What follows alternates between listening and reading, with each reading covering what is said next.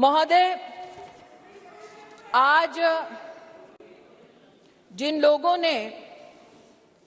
इसको जुमला कहा और कहा कि हम चिट्ठियां लिख रहे थे इसलिए काम हुआ, कम से कम उन्होंने इस बात को स्वीकार किया कि सरकार में प्रधान सेवक ऐसा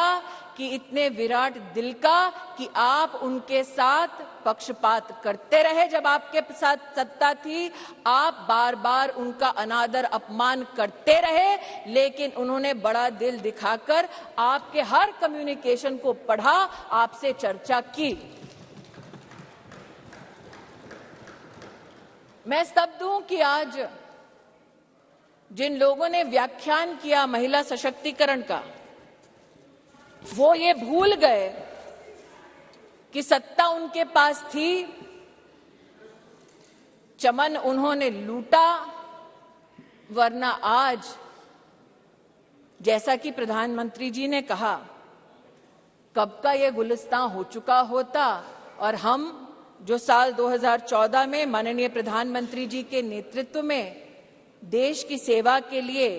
अनुग्रहित भाव से इस सदन में आए, हमने तब से लेकर अब तक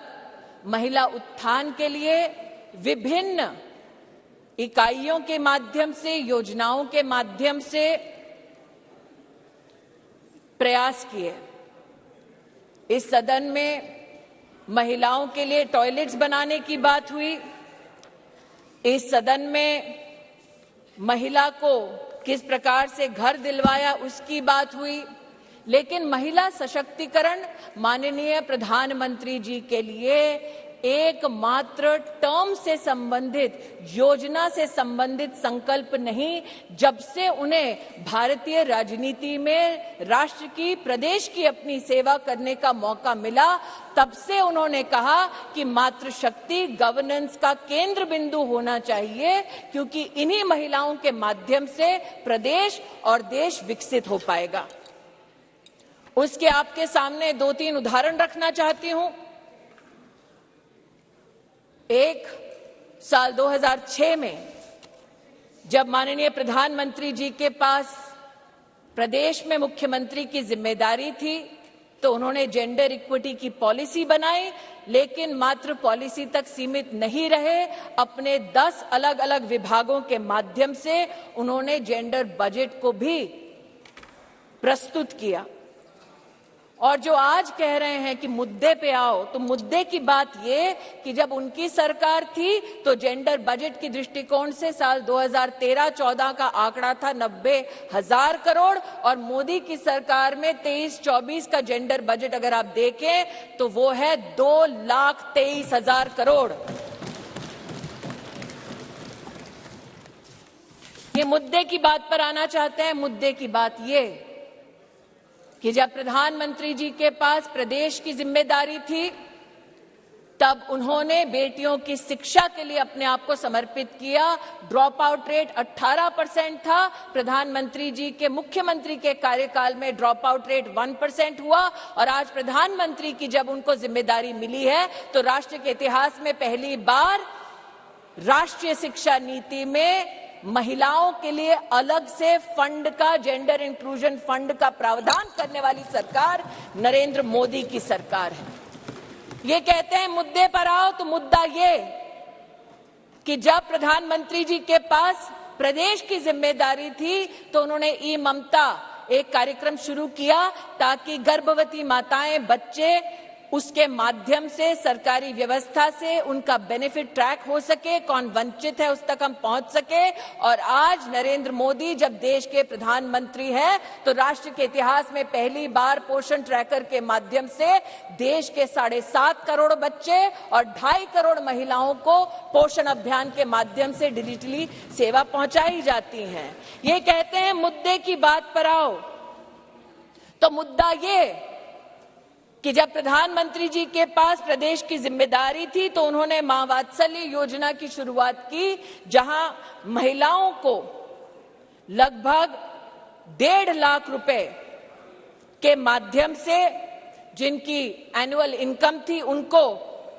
4 लाख से ज्यादा की मेडिकल ट्रीटमेंट सरकारी व्यवस्थाओं में देने का काम नरेंद्र मोदी जी ने किया और आज आयुष्मान भारत योजना के चलते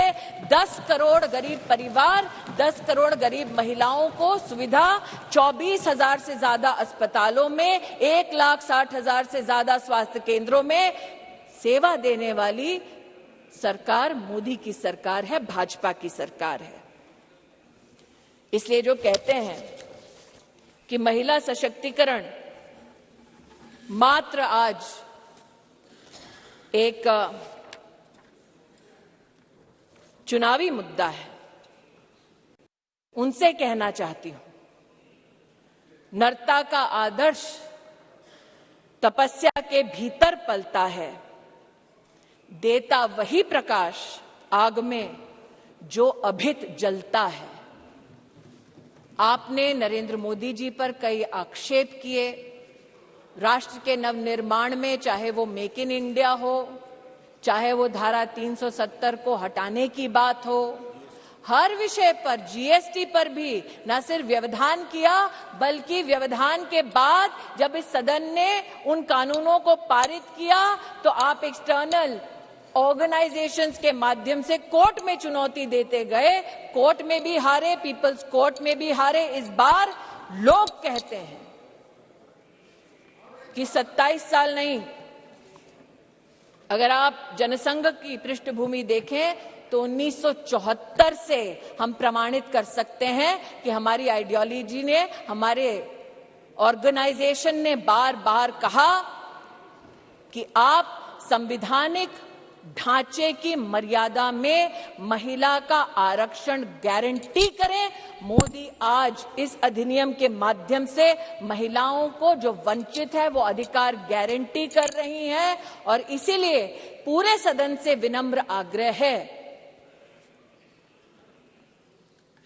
कि एक साइंटिफिक पद्धति से संविधान का संरक्षण करते हुए जो प्रस्ताव सरकार लेकर आई है, वाकई में अगर आपकी रुचि महिला को पॉलिटिकली सशक्त करने की है तो आप इस अधिनियम का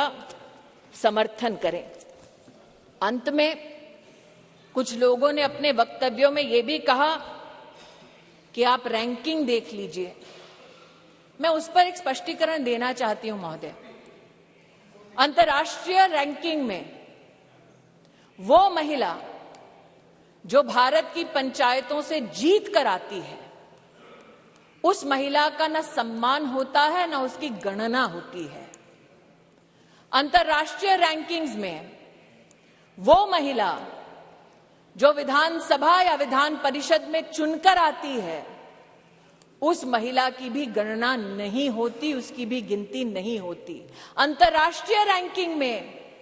जो महिला लोकसभा में, राज्यसभा में चुनकर आती है, उसकी भी गणना नहीं करते। वर्षों वर्ष से चला आ रहा था सिलसिला। मोदी सरकार ने इस विषय को अंतर्राष्ट्रीय पटल पर उठाया और लिखित में उनसे जवाब दिया कि हां, अब हम हिंदुस्तान की पंचायतों में जीतने वाली महिलाओं का सम्मान करेंगे, विधानसभा में जीतने वाली महिलाओं का सम्मान करेंगे, लोकसभा में जीतने वाली, राज्यसभा में हमारी जो महिलाएं सेवा दे रही है उनकी गिनती करेंगे। We have made women count and it is time